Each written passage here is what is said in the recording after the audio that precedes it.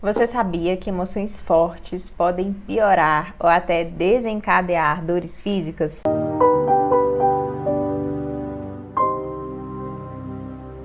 Esse assunto é algo que me interessa de forma particular, sendo inclusive a minha primeira pesquisa como estudante de medicina, onde nós fizemos uma avaliação sobre como a espiritualidade influencia na intensidade da dor em pacientes internados. O meu nome é Natália Valente e a minha missão é ajudar pessoas que sentem dores crônicas a ter uma vida com menos dor e mais qualidade. Então tá, vamos pensar em uma situação cotidiana, como por exemplo, quando o seu filho tem notas ruins no colégio, alguém bateu no seu carro, você bateu o carro, problemas no trabalho, de relacionamentos ou discussões frequentes, por exemplo, no seu casamento. As doenças muitas vezes desencadeiam em nós uma grande carga de emoção. E como o nosso assunto aqui sempre gira em torno de dores, nós vamos explorar nesse vídeo o que essas emoções têm a ver com o aparecimento de dores no corpo, sejam elas recentes ou sejam elas antigas, que já são as dores que nós chamamos de crônicas, aquelas dores que passam a persistir por mais de 3 meses. Vamos lá? O intuito desse vídeo é mostrar o que a medicina tem a nos dizer sobre a relação direta entre emoções e dores crônicas. Portanto, esse conteúdo ele é para nos trazer mais informações para te ajudar a lidar melhor com as emoções que podem sim estar piorando as dores que você ou algum familiar possam estar sentindo. Eu não tenho a pretensão nenhuma de ensinar a lidar especificamente com essas emoções, mas eu recomendo fortemente que após assistir esse vídeo, você inicie a busca por fortalecimento e inteligência emocional. Nós temos muito material disponível sobre esse assunto que vão te ajudar e muito nessa jornada. Para apoiar a minha linha de raciocínio, eu quero embasar esse conteúdo na definição que a gente usa na medicina, que são as chamadas doenças psicossomáticas. Você já ouviu falar nesse termo?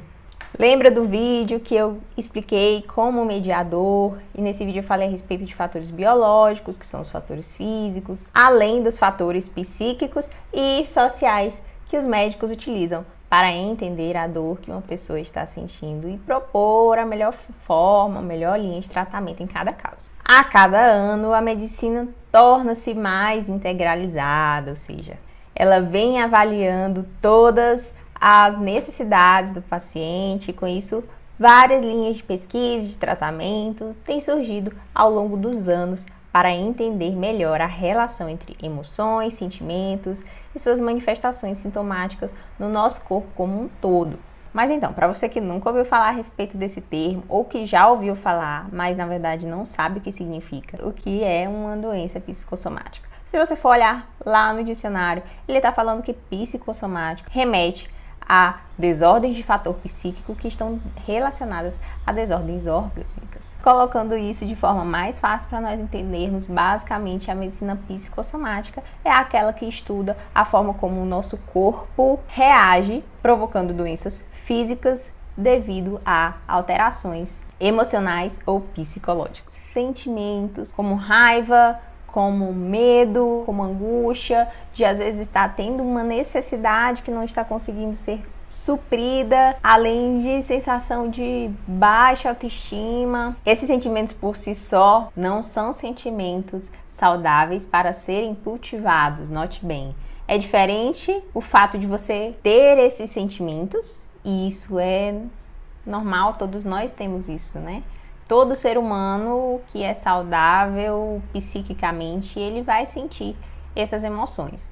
Mas a diferença vai ser como você vai estar nutrindo essas emoções, como que isso vai estar predominando na sua vida. Existem muitos estudos que mostram que pacientes que possuem dor crônicas, eles têm seus sintomas exacerbados diante de situações de vida estressantes que se tornam rotineiras. E é cada vez mais aceito entre os estudiosos que estão aí nessa linha de pesquisa que a dor crônica ela não é exclusivamente biológica e que ela está sim associada a fatores psicológicos e emocionais que vão estar influenciando diretamente na dor. Aí você pode me perguntar assim, tá, mas então quer dizer que o que vem primeiro, é o ovo ou a galinha? São as emoções negativas que desencadeiam a dor ou é a dor que piora as emoções negativas? Essa pergunta, na verdade, não tem uma resposta, porque tanto dores físicas que estão associadas a fatores inflamatórios, realmente alterações biológicas, vão ser pioradas por uma emoção ruim, isso é fato, isso já é comprovado cientificamente, como o fato de uma dor intensa, aguda, prolongada, ela pode provocar uma emoção ruim. Aí você me pergunta assim, tá, mas então nesses casos em que a emoção é que tá piorando a dor, se a pessoa conseguir tratar essa emoção, a dor passa? Passa sim.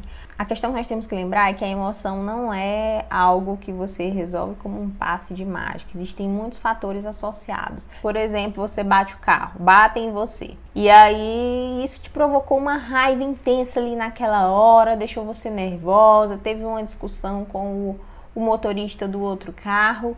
Mas depois de um momento houve uma negociação, vieram familiares para ajudar e foi feita uma negociação, a pessoa se propôs a pagar todo o seu prejuízo, a resolver tudo, então passou aquilo ali, graças a Deus que tudo se resolveu, ótimo. Mas e quando isso não acontece, você fica remoendo aquela emoção, então nesse caso nós não podemos dizer que a dor passou, então nós não conseguimos fazer uma ligação assim tão direta.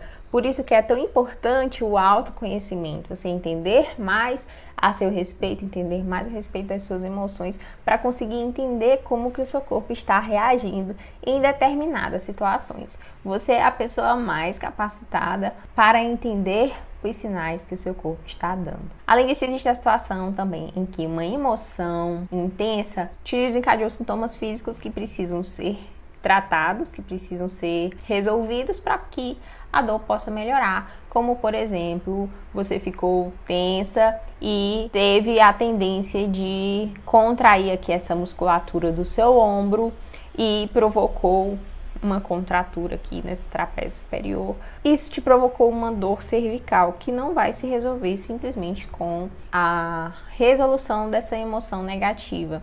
Ela vai precisar realmente de um tratamento médico. Lembrando que quanto mais rápido você faz isso, mais rápido é a resolução da dor. Por quê? Se você teve uma emoção, contraiu aqui essa musculatura e você deixou passar meses, essa musculatura contraída, ela vai atuar de forma a provocar uma disfunção nos grupos musculares aqui nessa região do cintura escapular e vai acabar provocando alterações em outros músculos peitorais, romboides, infraespinhais, grande dorsal, e aí você vai ter desenvolvido uma síndrome que vai precisar ser tratada de forma diferenciada. Outra pergunta que também eu recebo bastante é que se esse tipo de somatização, como nós chamamos, né, quando o emocional somatiza no corpo, dando origem às doenças psicossomáticas. A gente fala que somatizou. Se essa somatização de emoções negativas, em dores físicas, acontecem apenas em pessoas que têm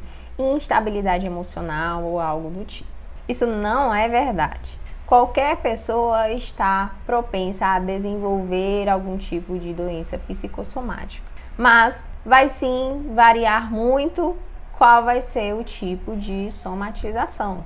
Cada pessoa é um indivíduo único, tem a sua personalidade e isso também vai mudar em relação a quais os tipos de doenças que essa pessoa vai ter tendência a desenvolver. Então nunca fale que alguém tem uma doença porque ela é emocionalmente instável, porque qualquer pessoa pode ser acometida com esse tipo de situação. E por causa da falta de informação, ou por conta das críticas alheias, muitas pessoas se sentem envergonhadas em procurar ajuda, tratamento médico, psicoterápico, por pensar que isso é coisa da cabeça, por ouvir muitas vezes que isso é coisa da cabeça. E acaba se sentindo envergonhado e adiando, então, a busca por tratamento médico, o que piora ainda mais a sua situação.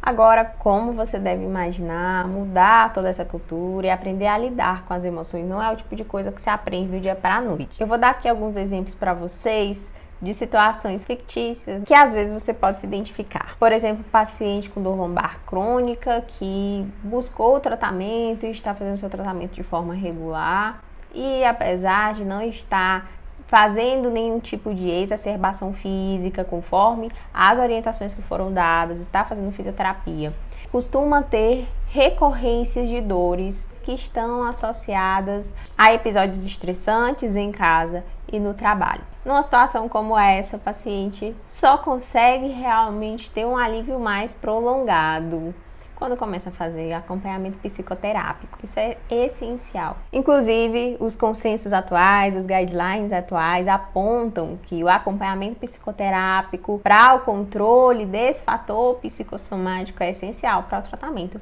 dessa dor lombar. Um outro caso que eu volto a falar é a fibromialgia, que é a grande maioria dos pacientes que eu atendo no consultório hoje, onde nós temos uma dor que se iniciou em um determinado momento, após um sofrimento, após a perda de um ente querido, após um trauma emocional muito forte, após problemas no casamento importantes.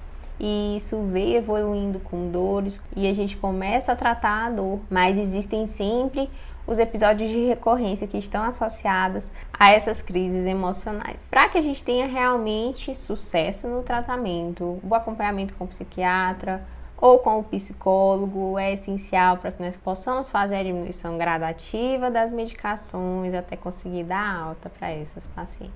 E a pergunta que fica então é se em casos como esse é possível ter uma cura ou a gente conseguirá apenas mantê-la sob controle. É possível sim ter cura, mas normalmente quando você desenvolve uma dor crônica, psicossomática, você precisa manter pelo menos o acompanhamento psicoterápico por um tempo bastante prolongado, porque mesmo que nós venhamos a obter a cura de um determinado problema, se você teve uma doença psicossomática em algum momento da sua vida, a tendência é que você venha a ter novamente no futuro. Por isso, manter o acompanhamento psicológico é extremamente importante. Ela pode vir a se manifestar de uma outra forma no futuro, por conta de novas emoções reprimidas, novas emoções negativas que não foram bem manejadas. Eu espero que esse vídeo tenha sido esclarecedor, eu espero que você tenha gostado. Se você se identificou, deixa aqui o seu comentário, ou se você identificou alguém que possa se beneficiar dessas informações, compartilha com ela. E eu quero reforçar que tudo que eu disse aqui é baseado em pesquisa científica, em medicina baseada em evidência e vem aí também da vivência e da experiência no consultório, na residência, ao longo de todos esses anos. Eu espero que vocês tenham gostado, fiquem com Deus e até mais.